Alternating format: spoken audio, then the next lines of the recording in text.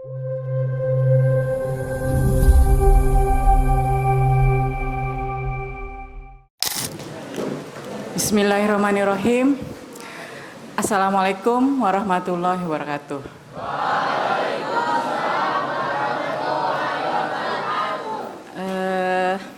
Yang saya hormati, Ustadz Jamal belum ada ya, jadi udah nanti kita lewatin aja. Tapi tetap yang saya hormati pimpinan pesantren Alam Sayang Ibu, sekaligus teman seperjuangan saya, Ustadz Jamaluddin Abdullah.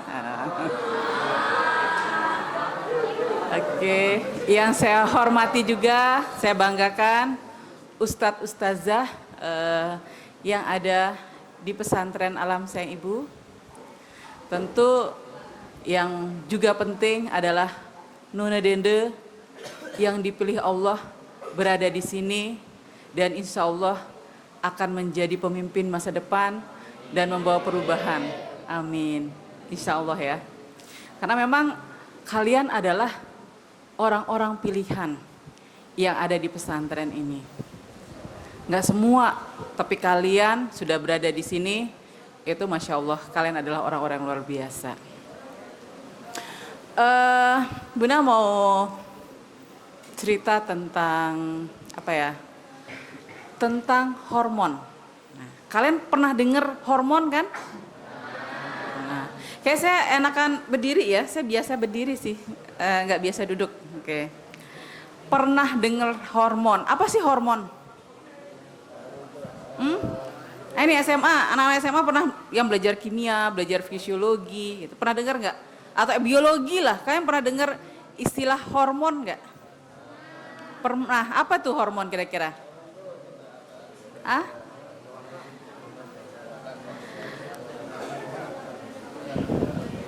Ayo, siapa yang mau angkat tangan? Oke, mau ini? Apa?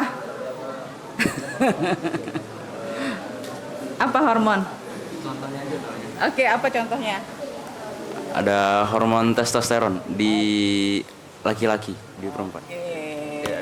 Mantap ya, testosteron. Wah, hafal banget kok itu ya. Ya, tadi siang itu Bunda dengar Faiz ceramah tentang alam semesta. Wah, kemarin juga Aurel tentang otak tuh. Bunda kepikiran di dalam tubuh kita ada sesuatu juga yang lebih luas dari alam semesta. Yang kadang kita nggak tahu ya, kenapa kita bisa begini, kenapa kita bisa bergerak, apa yang mempengaruhi dalam tubuh kita. Di dalam tubuh kita ini ada miliaran sel. Sel ini mungkin kalau dia ngeliatin sama seperti dia melihat kita tuh buminya gitu kan, alam semestanya. Dan kita adalah sel-sel dari alam semesta itu. Nah, kita kembali kepada hormon. Hormon itu adalah senyawa kimia. Dalam tubuh kita ini ada senyawa kimia ya. Jadi hormon itu adalah senyawa kimia yang diproduksi oleh kelenjar endokrin. Nah, dalam tubuh kita itu ada suatu kelenjar yang dia langsung hilang nih suaranya. Suatu kelenjar yang dia langsung berfungsi untuk mengalirkan zat-zat kimia ke dalam tubuh kita. Hormon itu ada sekitar 6 atau 6 jenisnya ya, 6 lokasinya gitu kan. Ada yang disebut dengan hormon pertumbuhan, growth hormone, sering dengar kan? Oke. Ada yang disebut dengan hormon kebahagiaan, ada yang disebut dengan hormon metabolisme dan energi, ada juga hormon genital yang tadi disebutkan oleh Raihan. Nah, itu yang disebut reproduksi, itu ada hormon testosteron kalau cowok, kalau cewek namanya apa? Progesteron kalau cewek. Nah, Bunda akan bicara tentang hormon kebahagiaan. Kalian pernah dengar hormon kebahagiaan nggak? Apa kira-kira hormon kebahagiaan? Serotonin. Oke, apa lagi? Ada yang pernah dengar lagi hormon kebahagiaan itu apa aja? Ada, keren loh. Tepuk tangan buat Kafka dulu. Ada 4, tadi udah serotonin. Ada hormon apa lagi? Oh, keren tuh Hana, dopamin dan endorfin. Oke, satu lagi. Satu lagi apa hormonnya? Endorfin, dopamin, serotonin. Apa lagi? Ayo, siapa yang bisa?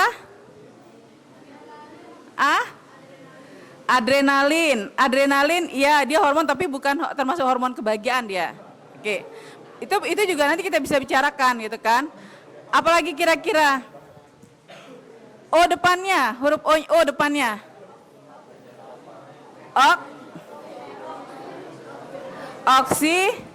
Oksitosin. Oke ya, ingat apa? Endorfin, oksitosin, dopamin, dan serotonin. Oke.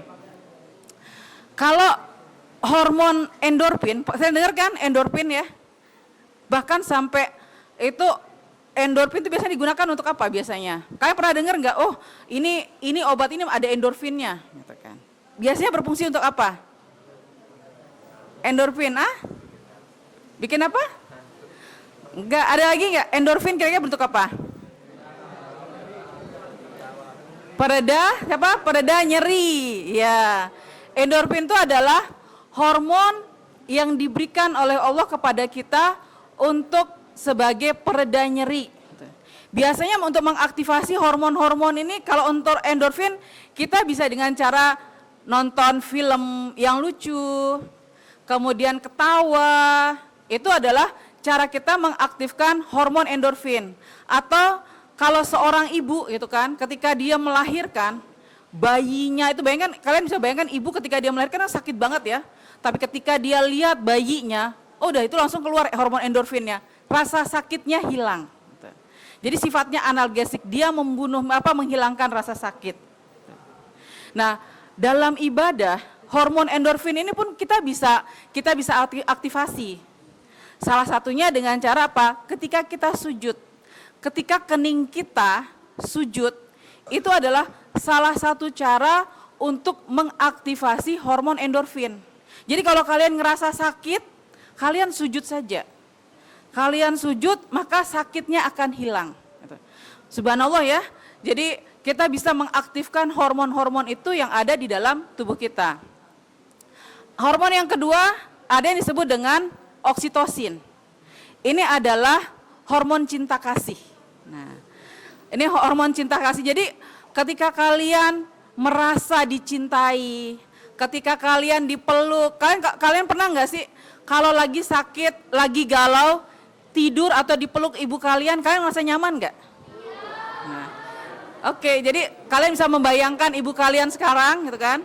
Kalian bisa ngerasain dipeluk sama ibu kalian sambil kalian berdoa, semoga ibu kalian selalu sehat. Amin. Dan kalian selalu, ibu kalian, ayah kalian selalu terjaga di sana. Itu mengaktifkan hormon oksitosin, hormon cinta kasih. Jadi ketika kita dipeluk, ketika kita merasakan adanya keluarga, jadi kita bisa mengaktifkan hormon oksitosin di sini. Dengan cara apa? Kita sholat berjamaah. Kita sholat berjamaah itu membuat kita merasa apa? Merasa punya keluarga. Kita tidak sendiri. Jadi buat kalian yang sering sholat jamaah, kalian gak akan rasa galau gitu. Karena apa? Karena hormon oksitosin kalian teraktivasi. Tapi kalau kalian males sholat jamaah, kalian pasti akan ngerasa gak nyaman, galau, ngerasa ada kan perasaan lonely. Gitu. Itu salah satu ketika kalau kita jaraknya jauh nih dengan orang tua kita. Itu karena apa? Karena hormon oksitosin kita tidak ada. Gitu. Dan bisa kita aktifkan dengan cara hadir bersama, berjamaah, atau ketika ada teman kalian sakit, kalian cukup memeluknya, menguatkannya. Itu adalah hormon oksitosin, sehingga dia merasa hangat. Kalian pernah ngerasain nggak sesuatu yang nggak kita bisa jelaskan, tapi terasa hangat di dada kita? Pernah nggak ngerasain seperti itu? Pernah ya? Kalau kalian lagi kangen ibu kalian, atau teman kalian mendukung kalian, itu hormon oksitosinnya muncul. Oke, berikutnya hormon yang ketiga yang Allah berikan yaitu hormon dopamin. Hormon dopamin ini adalah hormon yang sifatnya adiktif. Jadi hormon yang Allah memberikan hormon ini memacu untuk memotivasi hidup kita. Jadi orang yang punya hormon dopamin itu meningkatkan daya tahan tubuh dia. Misalnya gini, salah satunya adalah kalau kita lagi puasa nih, kita nanti makan. Makan itu adalah cara kita mengaktifasi hormon dopamin kita. Jadi kita makan, kita minum, kemudian kita membaca buku, itu adalah cara kita mengaktifasi hormon dopamin. Tapi hormon dopamin ini dia berbeda, berseberangan dengan hormon serotonin. Hormon serotonin itu sifatnya menenangkan. Jadi kalau dopamin itu sifatnya memacu. Jadi sekali dikasih dia akan terus pengen lagi. Nah, kalau hormon serotonin dia menenangkan. Jadi sekali dikasih, oke, dia cukup. Dopamin biasanya sering teraktivasi pas kapan? Kalau kalian main game.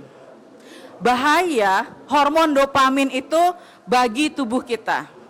Jadi kalau kelebihan itu dia juga bisa membahayakan. Orang yang sering main game itu apa?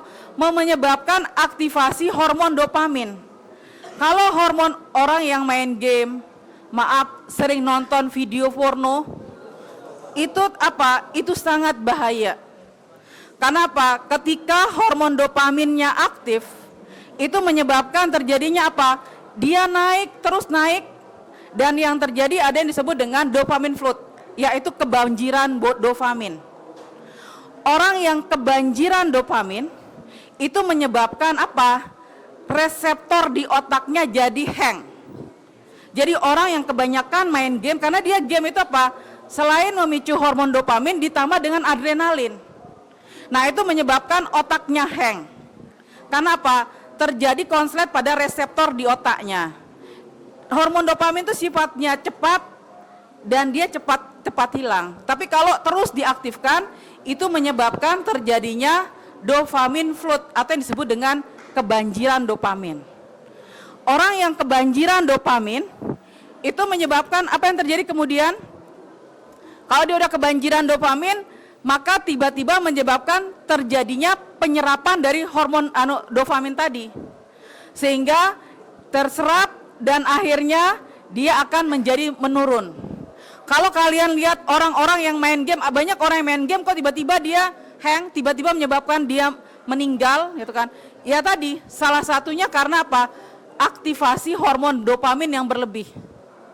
Karena itu menariknya ya, kenapa kalau di Al-Quran surat Al-Insyirah gitu kan, surat Al-Insyirah ayat Al-Isra ya, ayat 31 gitu kan. Masih ingat apa coba? Apa surat Al-Isra ayat 31?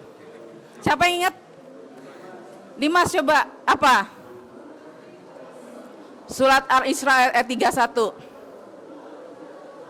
Ayo Dimas. Surat Al-Isra ayat 31. Itu ayat yang bagaimana kita dilarang mendekati zina. Apa?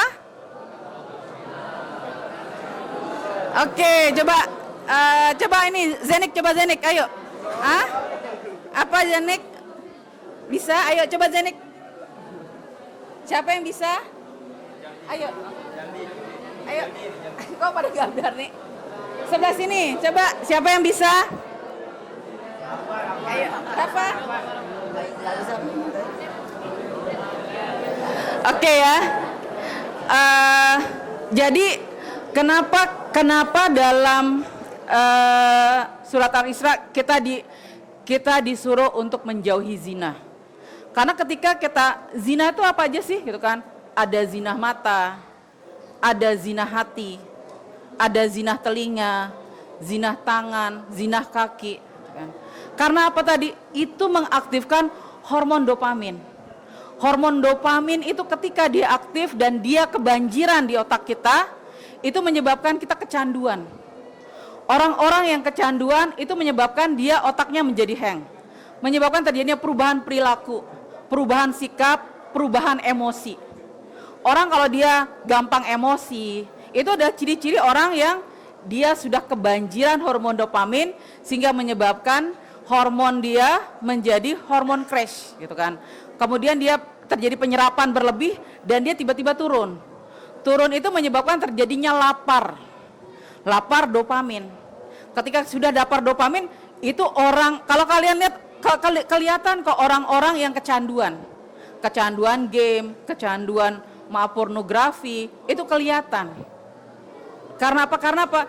Karena dari hormonnya sudah kelihatan berlebih gitu kan. Nah, itu kenapa Allah melarang kita jangan melakukan ya, mendekati aja kita nggak boleh. Bahkan ya tadi kayak kita berlebihan, makan pun kita disuruh tidak boleh berlebihan. Makanlah sebelum lapar dan berhentilah sebelum kenyang. Itu adalah salah satu untuk bagaimana membuat hormon kita tetap stabil. Jadi selain kita ada hormon dopamin, ada hormon, jadi dopamin itu bisa kita manfaatkan buat apa? Salah satunya hormon ini dia baik gitu kan. Tapi kalau kita manfaatkan ke hal yang tidak baik, dia juga akan membawa kemudaratan. Jadi ketika kalian sholat tepat waktu, ketika kalian menyelesaikan hafalan dan memahami Al-Quran, itu adalah salah satu cara untuk mengaktifkan hormon dopamin. Jadi kalian sholatlah tepat waktu, karena apa? Biasanya hormon dopamin berhubungan dengan bagaimana kita menyelesaikan suatu target. Ya tadi, karena akhirnya ketika orang kalau main game tuh kan nggak bisa sekali tuh. Oh, udah levelnya naik lagi, akhirnya kecanduan dan akhirnya tuh blank. Jadi belajar susah konsentrasi, nggak bisa ngerti, dan itu kasihan, otak kalian sudah konslet kalau kebanyakan main game atau kebanyakan kita menonton hal yang tidak pantas dengan usia kita. Ya, jadi kalau mengaktifkan hormon serotonin dengan cara apa? Salah satunya dengan cara kita sholat khusyuk. Kalau kita sholat khusyuk, maka kita itu sudah mengaktifkan hormon serotonin, hormon yang membuat kita tenang, hormon ketenangan.